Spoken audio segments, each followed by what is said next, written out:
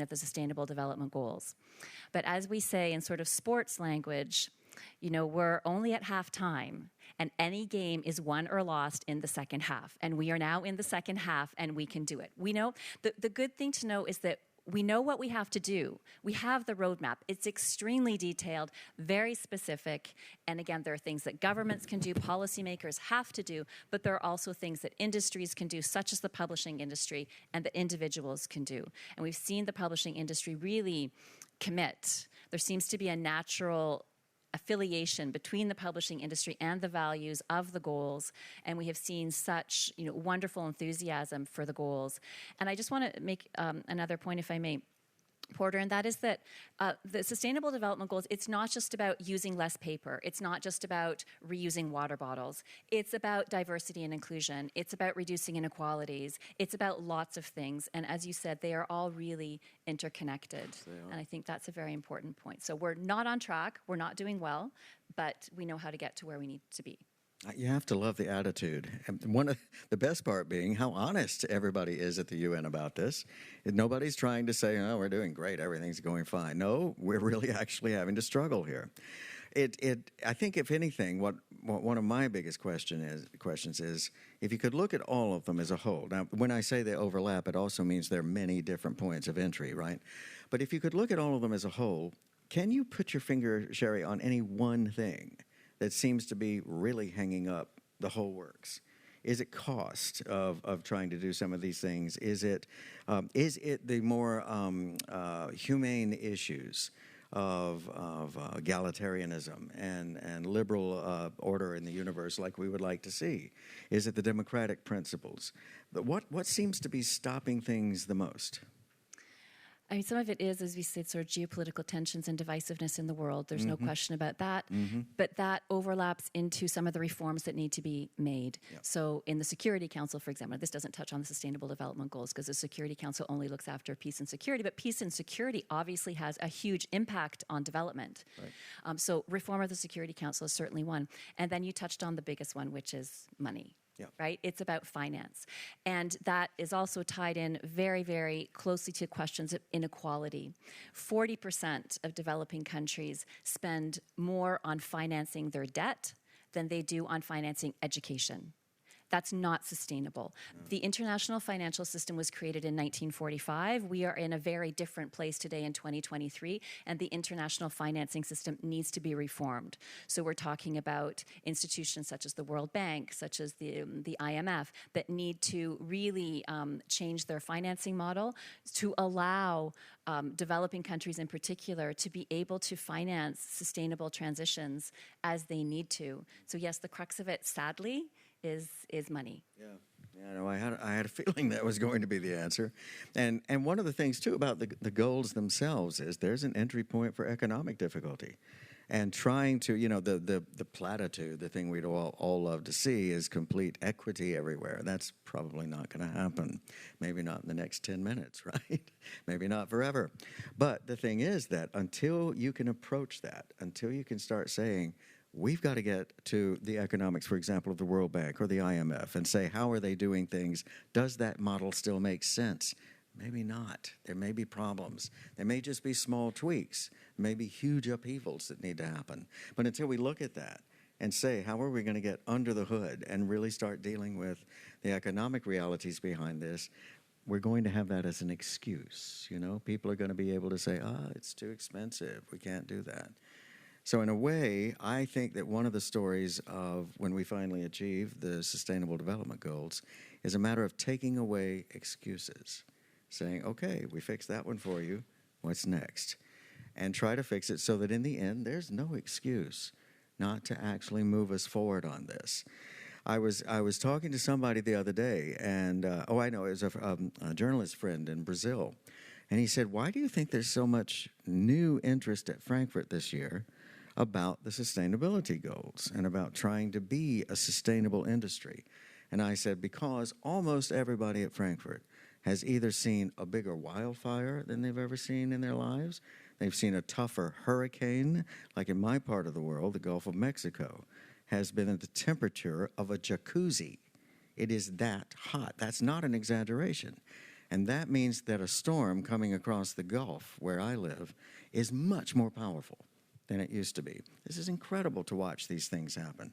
And I was saying, if you have been close to any of these rapid, fast, strange climatic changes, you know why everybody's thinking about sustainability. Suddenly, it's in your face. And we're having to realize that the environmental and climatic connections of all of this that then start affecting the Sustainable Development Goals in our society are really interconnected, and that we've got to take it all on as a whole and start moving. So this is what we're here about today, and I thank you for that good point, Sherri, that this is where we are, but we don't have to accept that. We can do better. We can all start moving forward. So to start getting ourselves into the right place on this, I'd like to ask Rachel to give us a basic look at what she thinks the medium and small size publishers need to think about, just to get your head around it. Because for one thing, we know that small publishers work day and night trying just to keep things going, just to get it to the printer, just to get something to happen. You don't have time to understand a beautiful process, right? Let alone to make one up yourself. So what is the starting point, Rachel? Where does somebody in a small house begin? That's a great question, and something that we thought about 3 years ago when we launched the SDG Publishers Compact.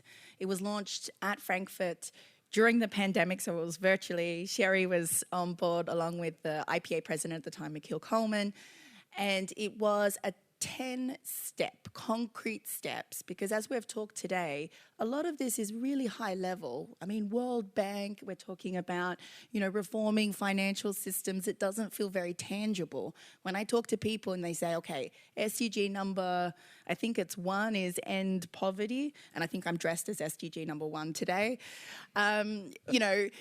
They're like, how do I do that in a day-to-day life? How does this relate to my pragmatic, day-to-day reality? And so the SDG Publishers Compact was an attempt to basically do what the UN did, which is commit. Say the SDGs or sustainable development is your North Star. Most of us, if you look at your aims or your values or your, statements on your websites, we're purpose-driven. We are a great industry. We have loads of things that we do and influence every day just by doing what we do. And that's fantastic.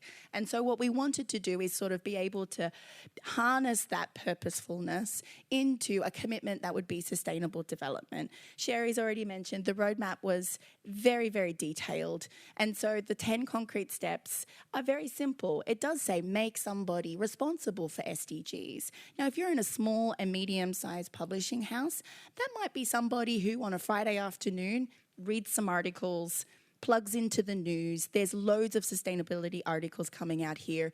Most people will share that responsibility. Maybe it's the publishing director, maybe it's the operations person, but having somebody who feels passionately about this and make it part of their role, make it, empower them to do that. The other ones are around sign up to the compact, put it on your website. There are very simple ways of doing it, because once you start talking, I don't know if anybody's gone on a diet, but as soon as you tell someone you're on a diet, they are definitely not letting you eat that extra piece of cake. So it's also about making sure that we're being communicating about it. And, so there's a lot of things around, okay, once you commit, talk about it with your authors, talk about it with your suppliers, talk about it, because you'll be surprised. I've been walking around at the fair. There's some great printing companies who have been doing amazing work in terms of reducing their own carbon impact. You can talk to fellow publishers. There's loads of great committees being formed where you can go and plug into other small members, but also learn from the bigger ones as well. And so there's loads of different forums around that. And the other one is around taking action, right? It's not just about committing and communicating about it, but taking action. And so one of the things that we say is that your content, your catalog, for example, could have the SDG logo. You could be looking at your catalog and just simply saying, you know what, I think these books really relate to this particular goal or these set of goals. And that would be really informative when you're going out and talking about your catalog. And I also bumped into a very small publisher yesterday, and he said, I listened to you at one of these forums. Look, I put the logo on my catalog, so I had a selfie with him because I was like, amazing, that's great. because you feel very good about doing this. You feel very good about making some commitments, taking some steps. And it doesn't matter that it has to be massive steps right now. You're on a journey. Everybody's on a journey. The world's on a journey towards sustainable development. And it's like taking that first step and just making that as easy and as stressless as possible and just feeling that you can do it. One of the points that Rachel made in London when we were all together talking about this during a session was that publishing has a special capability in this arena that many, many other industries don't have, and that is telling stories about sustainability. You can talk with your favorite authors and say, is there something in your mind, as any of the ideas you're working on have some relationship to the crisis, to where we are, to where we need to be, to where we might watch characters in a novel experience some aspect of what may be ahead, what could have changed behind if we'd known more. It's a fascinating thing to start realizing that the narrative is in our hands.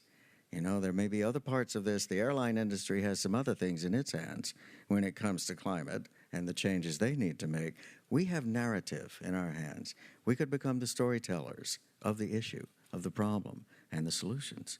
And that's a fascinating thing. So give that some thought, too, as you think about who do you work with, who are you working with in fiction, nonfiction, whatever your favorite format and approach is. There are ways to go at it in terms of content. But then what we also want to get at, Rachel, if you can help us, is what is it that we're actually saying when we talk about a company, small publishing company, that wants to become right in terms of being sustainable and trying to look at carbon? You know, there is a certain way to measure the carbon in a book, amazingly. I mean, who knew this until we got into this? But Rachel knew and Rachel knows. What is it we're looking for? What are we actually asking a publisher to do? So if you decide that you're going to prioritize climate action, so, you know, you're going to have to make some choices. The SDGs are very broad, so we definitely advocate that you select some. So you could do diversity and inclusion, but you can also do climate action. And for climate action, the first port of call is thinking about, okay, what's my company's imprint? What's the impact of my company? And most people will start from that perspective, and that is a good starting point. You'll be looking at your lights, you'll be looking at, your cars, you'll be looking at big sort of things that you can take, and that's all within your direct control. And there's some great online resources that you can do, some suggestions around that. But the fact of the matter is that most of your emissions are going to happen in what's called your supply chain, your value chain, stuff that you cannot influence. And as small to medium publishers, you won't have the buying power to ring up, a supplier and say, I'd like you to be carbon neutral and please, can you keep the costs at the same time? So there's an idea that you really do have to start thinking about it a bit more widely. And so that was one of the reasons why we started the Publishing 2030 Accelerator. When we got together as an international industry and we started thinking about climate, it was very clear that the value chain was where most of the emissions, most of the impact's going to happen. And why that's important is because it influences your day-to-day life. If you're thinking about a new book, you're making decisions about the type of paper, whether it's hardback, whether you put plastic on it, how you send it, how you're going to deliver it. And all of those influences are not necessarily going to be felt or be reported in your climate action reports in, next year. It could be the next year after or the year after. So you're actually making decisions today which affect the future. And so we wanted to take this down from a very high level, boil it down to an individual product. And so we mapped out an agreed way of how you would calculate the carbon impact of an individual book. And it's really powerful because you start finding out what those category of emissions are. We've identified 5 areas. So content creation, so the fact that you as an editor or you as an author are writing, you are using heating and electricity, and those have to be accounted for. There's obviously paper production, taking that tree, turning it into paper. There's obviously printing and all of the things that happen around there. There's also distribution and retail. There's also an element there around end of use. So I know we all love books, but eventually a book has an end of use. It's either been passed on so many times that it's no longer readable. So it will eventually end up either in landfill or incineration, and that has a carbon impact as well. And so what we wanted to do is to sort of map this out because it's a great way of mapping out the value chain, and everybody accounts for a different section. And then once we had done that, we started to run some numbers. Now, that's the benefit of being a big company. We could do that. Elsevier has very big data capabilities. I have a carbon data analyst, and we developed it together. We went then to look at printers, paper mills. I know more about plates and blankets than I ever hope to know in the future. But it also gave us those insights as to, okay, what does that actually mean? We've agreed on a methodology based on big publishing houses, so not just Elsevier, but we've been talking with HarperCollins. We talked to carbon analysts. We talked to big paper manufacturers. And we said, okay, this is a good way of doing it. But we don't want to make that super difficult. I mean, I'll give you an example. If you want to calculate the distribution, you have to take into account the curvature of the earth because there's no two ways. So you can't even estimate that. I was like, are you serious? And they're like, yep, no, we have to account that there's wiggly roads. I was like, oh my God, okay. So we've developed a tool and we've actually tried it with Leia, which is also a big publisher based in Portugal. And we ran the numbers for them. And it was really interesting. The numbers are pretty reliable. And so we've got this idea that we've got a tool, a methodology where you can do this. And it's a real game changer because it means it doesn't matter. You might not have any carbon data, but you will know the basics. You'll know your print run. You'll know how many pages the book is, the weight of the book. You'll know where your printer is located, and you can pull out a number. And what that will give you is an initial estimation about where that carbon impact might be. So if it's all in printing, you might want to ring your printer up. And that's doable as a small to medium-sized publisher. I have upwards of 18,000 suppliers that we've reached out to. It's unimaginable. But as a smaller one, you can then think about your partnerships. I mean, your suppliers are your partners. And so you can really have that conversation with them and say, look, I think my big emission category is around this. What options do you have for me? And it really sort of moves that conversation on, makes it incredibly pragmatic and practical. So if anybody's interested, the methodology got launched yesterday. It's on the IPA Sustainable Development dashboard. And if you're interested in partnering, we want to test this out in diverse markets. We want it to be international, so it will work if you're based in the UK. But we're also trying to partner with those who are based in South Africa, for example, Greece, to make sure that we can reflect those local market changes as well. Because let's face it, no one gets to net zero by themselves. We need an internationally agreed way. And we won't get to industry standards anytime soon. Spoiler alert, they take like 15 to 20 years. But I like to accelerate things. And I think, getting the idea that you can get to a point where you can self-report. And once you can self-report, you could look at that as a portfolio basis, right? You could start calculating that for all your children's books. And then you'd be able to get a benchmark and actually start somewhere. Because once you start measuring, you can really start changing. And you can measure that progress and account for the changes that you're doing. So it just makes it very pragmatic and, doable, which is the best thing here. It's great that this tool is being launched because now there's a way you can actually take some numbers in, right? See where you are. Plug the numbers. Yeah. Now, how do people find it? Where do they go to see it? What is the dashboard? Do you have the URL? Yes, but I can't remember it off the top of my head. Of course not. I would ask, right? But if you type in IPA SDG dashboard, it will come up. Under the climate tab, you can see the methodology. It's a rip-roaring read of 12 pages of very technical information. If you want to get in touch, you want to become a pilot partner, contact me, come up to me afterwards, and I'm very happy to have a conversation. We hope to have the tool piloted, and then in the next sort of 6 to 8 months, be able to release that as well. And tool sounds very fancy, and they call them carbon models, but actually they're like Excel spreadsheets. So it's not so great, but you can basically plug some numbers in and get some data from it, and I think that's the start of the journey. Yeah, I think it is too. This is just a marvelous moment where we're actually getting a way to get our hands on it. And it's great. And as Sherri is reminding us so well, it is about the other aspects of your operation too. But I think so often if you can start with something as tangible and as easily understood as the climate side and where you relate to this there, many of the other things start to fall into place. Sometimes identified as Rachel is saying, when you pick out an employee you think might be interested in sort of leading the way, being the one who gets the buy-in from the rest of the staff, then you start seeing the other ones who light up. And you begin to recognize things about their personalities and their interests and their capabilities that you didn't see before.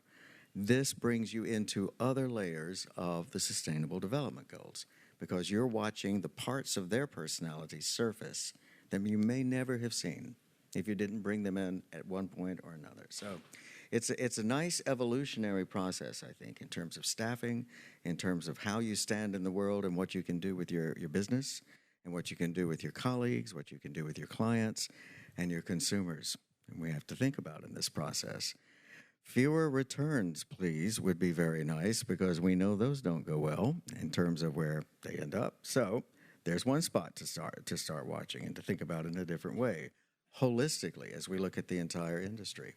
So Porter, just to chime in here. Yes, please. One of the most important things that really made a difference, at least in a big company, and I think it would be the same, is that we encouraged everybody just to go online. There's loads of free, personal carbon calculator tools just to get a flavor for it.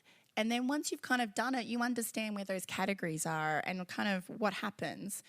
Travel's a big one, so distribution would naturally lead to that. And that's something that everybody in this room can do immediately after this, is just, go and figure out what your own carbon footprint is. And that employee resource groups, now I know that that's, a big thing in big companies, but if you're a medium-sized one, just getting people together, because it's kind of scary, it's very anxious, and people like to talk about it. And even though in a carbon sense, spoiler alert, polybags mean nothing, they don't have a big carbon impact, but people feel it's a very visible part of the wider environmental impacts of what we do. So having a group where you're kind of discussing it, because nobody, even if you have somebody with my fancy job title, I don't own sustainability. I really do need everybody to come to work every day with a great idea, something that they want to explore, something that they want to do. And so when you're thinking about, having a stand at Frankfurt, what does that mean? And having someone going, you know what? I didn't print out all those things. And you think, oh, yeah, cool. I didn't even think about that. So you need everybody in the organization kind of rallying around it. And sometimes it just helps to get a little bit of, personal connection to it. So, I just think employees and your staff are just such a great resource to start that sustainability mindset that you really do need, because it does go beyond just climate, but also to, inclusion and diversity. Yeah, and you're right. A personal carbon footprint analysis really gets you started, because you start seeing, well, how do they think about this? What factors are they talking about? Then it all begins to make more sense. And one of the fun things, speaking of the stands that was happening in London, was that Rachel arrived with a very good way to figure out how your stand was affecting carbon and what was in the stand. What was the weight, carbon-wise, of a stand that you had brought to London? And of course, most of them have been made before we were even thinking of these things, and they're traveled around the world to different shows. And you're thinking, my God, now if you multiply that by every time it was in a show, maybe it went to Sharjah next, and then maybe it turned up at Shanghai and that fair. My gosh, the carbon is being replicated. That footprint is hitting and hitting and hitting. And you start realizing these things really do move out fast. They spread fast. They add up, as we say. So there's a lot of very easy understanding that starts happening once you hit that very lower, easy way of entry like that. So you're right. Well, do we have questions? Since we have about 15 minutes, I want to make sure we hear from you guys. We need to know what you want to know. Here comes a mic. Thanks.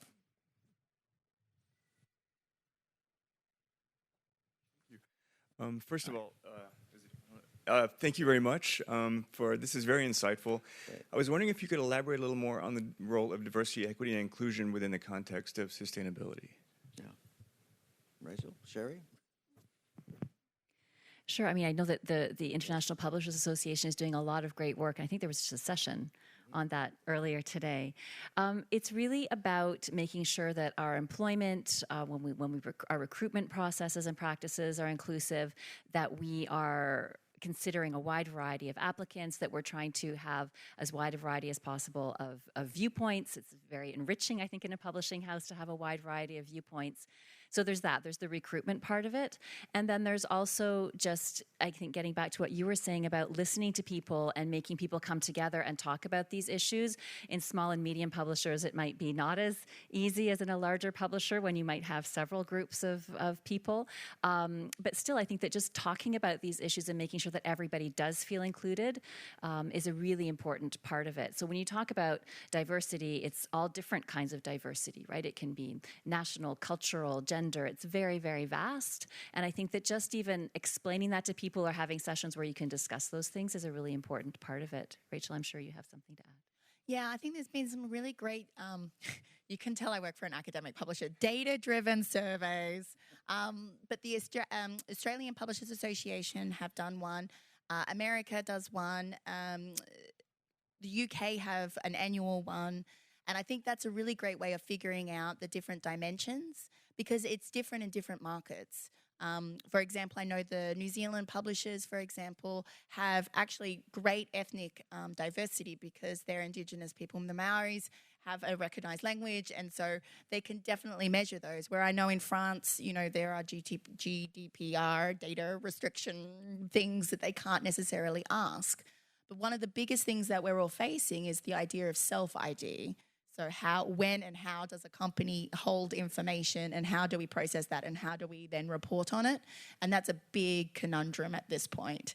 But we're hoping the IPA are then hoping to maybe have an international kind of idea of where are the trends, what's happening. I mean, generally it just tends to be an industry where the majority are women in most major markets. The men are in the leadership. It tends to be very white and it also tends to be very straight. And there's some pockets that might differ from that, but that's generally the feeling. And even just recognizing that might be the starting point is fabulous. And then thinking about what action plans we can have. So the UK Publishers Association, for example, launched a 10-point. 10 points tends to be the major actions that you have. You can't do 3, you have to do 10. Action plan as well, and trying to get publishers to sign up to that and to start doing things in a very way. So I think, you know, the publishing and trade associations are doing, I think, a good job of trying to do that. But of course, there's the content side as well. How do you have diverse voices and those sorts of things? And there's maybe 2 trends to be aware of, is that we do get self-censorship, both from the left side and from the right side, the type of content that's being published, but also you get some self-censorship from the organization itself. I think in America, it was Mike Pence's book. You know, should you publish that? Should you not publish that? And where do you kind of sit on that? So there's some sort of bigger conversations that need to be happening around that. And then I think on the content side about, you know, whether authors should be able to write in an identity that's not necessarily their own, and what does that mean and the implications from that. So it's hugely complex and very different. But I think that's a general, you know, we're talking about sustainable development and everything is very complex. So it's maybe picking it out and thinking where we can look at pragmatic, data-driven kind of points and then what makes logical sense and what's doable as well. Yeah, there's a lot to unpick. Great question and good answers. Thank you. Who else? Here's one. Thanks.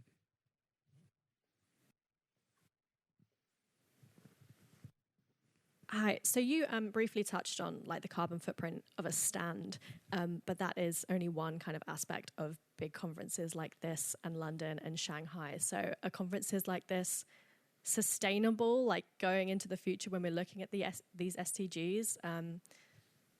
Are they worth it, really, is my question.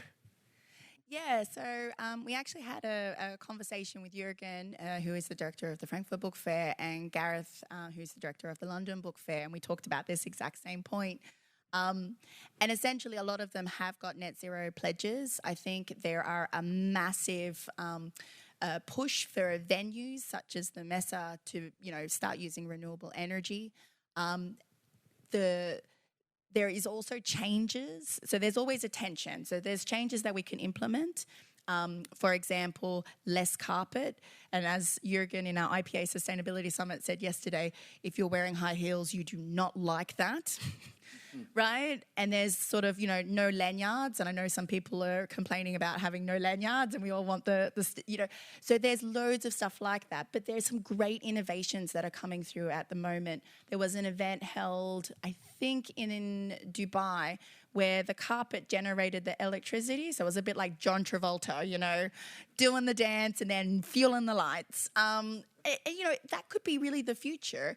I think there's also around, and we've got a business travel policy. So in 2019, we recognized that, well, I can tell you it's all publicly available, but the individual sort of Elsevier employee, in terms of travel alone, had about 9 tons of carbon that we were expanding.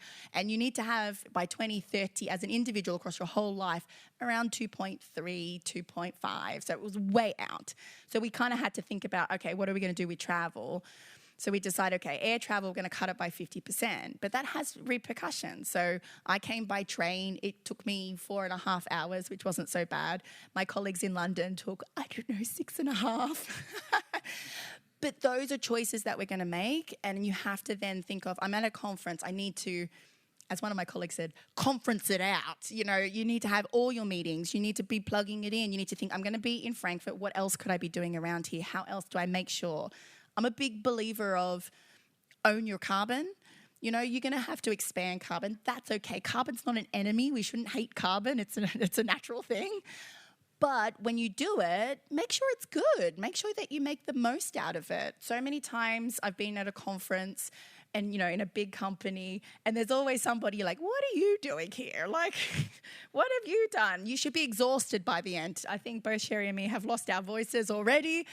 You make the most out of it. And then you feel like, okay, I really made an effort. It was worth it. And I've got a lot out of it. Then I think these conferences are very much, the place to do. Face-to-face is really important. And it could be that, London and Frankfurt continue to make a really big impact in our industry and help direct those conversations. And that in itself would be hugely valuable, alongside the business side of it, of course. There are a lot of things that everybody's looking at, too, from one show to the next. I mean, everybody is turned on to this right now. I know the Guadalajara group is very sensitive to it. They're coming up quite shortly. And I'm hearing all kinds of interesting things they're going to try. So I think we're seeing steps forward and we're seeing progress happen in little points. But the more we can talk about it together, as Rachel and as Sherri keep telling us, sharing what we've learned, saying, did you hear that show was trying this? Should we try that? The better we're going to get at accelerating, because what I keep worrying about, I guess that's the journalist's job, is the clock is ticking. I see the numbers coming out that are very scary. We heard from Gaia Vance in the opening press conference the other day here in Frankfurt. She's a marvelous environmentalist writer and an activist. And she was telling us that it looks like by the same time we're talking about for the Sustainable Development Goals, we may have increased the Earth's temperature by as much as 4 degrees. And that is, as the scientists tell us, catastrophe. What it actually means is that the center of the Earth, which is the most inhabited part, where most of us live, is going to be shrinking and shrinking and shrinking. And the diaspora of the entire species is going to start moving north, where it gets cooler. Now, we have to think about that, because we already know displaced persons are a tremendous issue in our world. And for so many reasons. I mean, we're seeing something in the Middle East right now that's causing it when there's violence. But there are many other reasons. A huge one is environmental.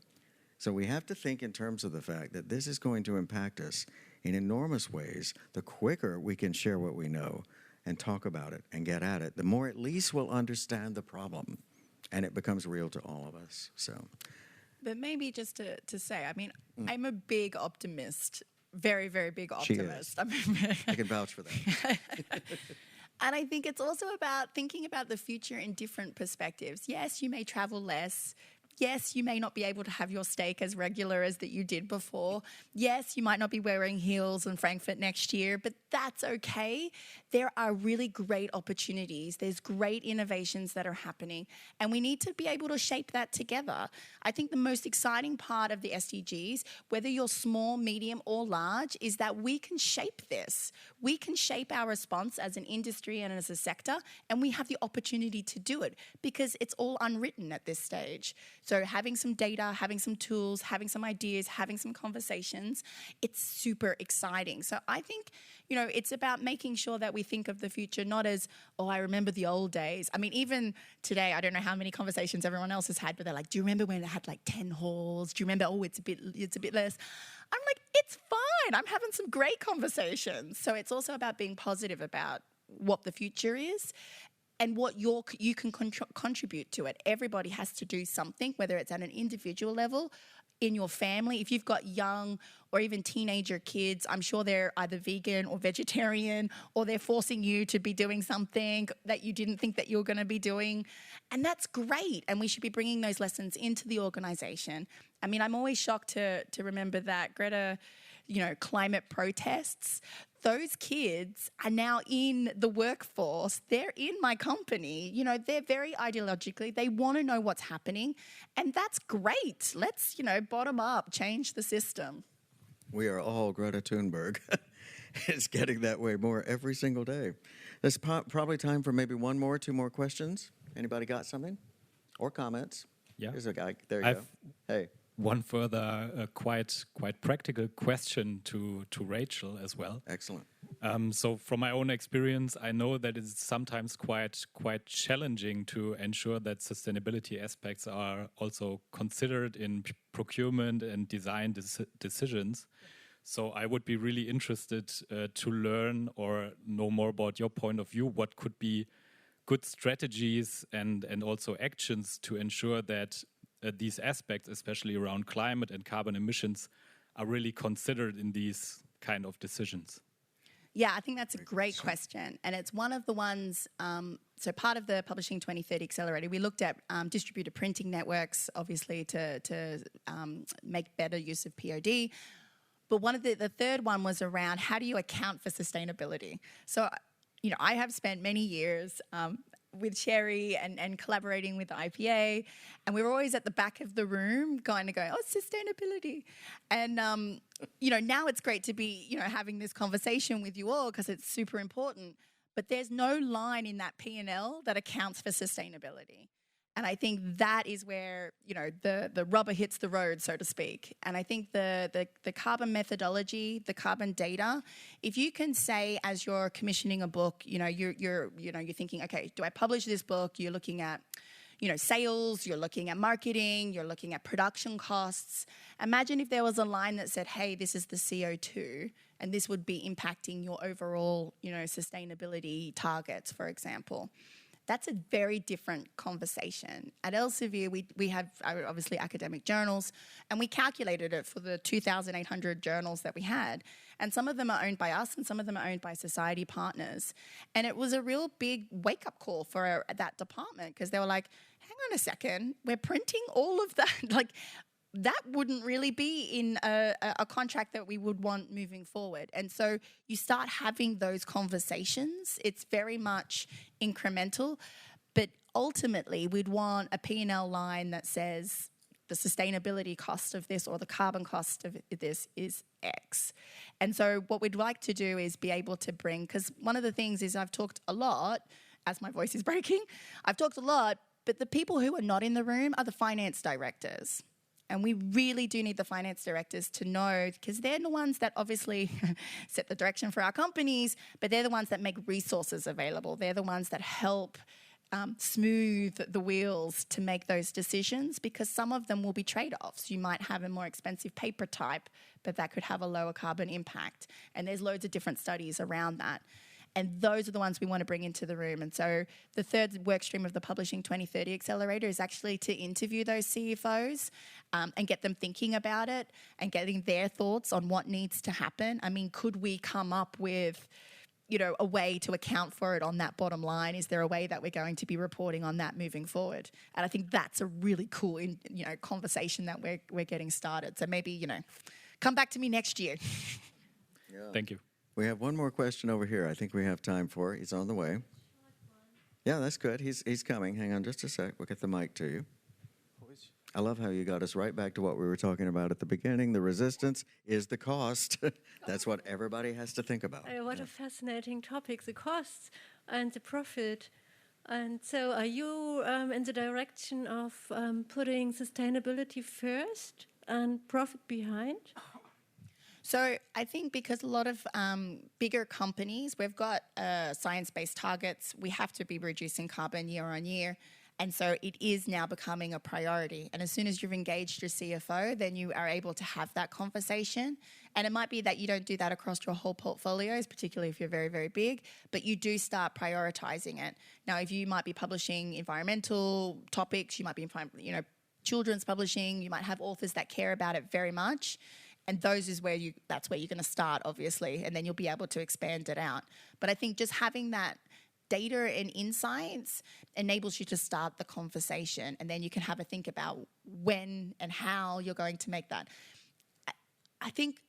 My personal reflection is that we're not at that point yet, because everything that we're doing in the name of reducing carbon is actually quite good for the bottom line. Energy saving light bulbs, traveling less. The finance department's going, yeah, this is good. I'm happy with all of these changes.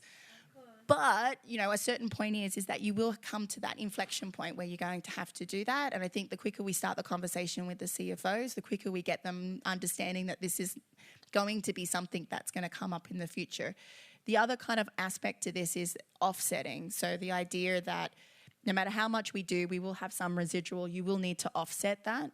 And that's also going to be a cost in the P&L eventually, because you'll start thinking about, okay, if the carbon impact of, this is going to be, 300 kilos, you're going to have to offset that. And most of the offsets are purchased on a year-to-year basis.